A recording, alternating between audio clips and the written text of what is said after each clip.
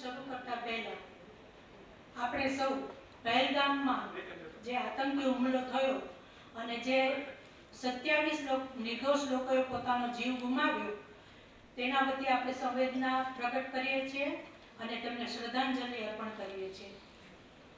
એની સાથે સાથે જેના થકી આપણો પ્રોગ્રામ આજે શક્ય બન્યો છે તે ભારતીય સેનાના જવાનોને જેમણે ઓપરેશન સિંદૂર વડે જે શૌર્ય, જે હિંમત, જે તાકાત આખી દુનિયાને બતાવી તે બદલ આપણે સૌ વતી તેમને સત નમન। આના પછી આજના વક્તા પોતાનું વક્તવ્ય રજૂ કરશે અને ત્રીજા ભાગમાં આપણે નાનો વિધિ કરવાની છે, વિધિના પ્રોગ્રામ કરવાનો છે। આજે અહીં ઓડિયન્સમાં નૈનાબેન મૌલીનભાઈ વૈષ્ણવ અને તેમનું નાગરાણી ગ્રુપ હાજર છે।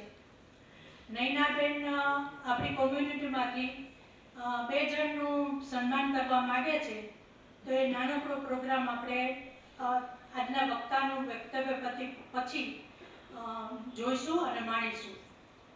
ત્યારબાદ છેલ્લે આપણે અલ્પાહાર લઈને છૂટા પડીશું।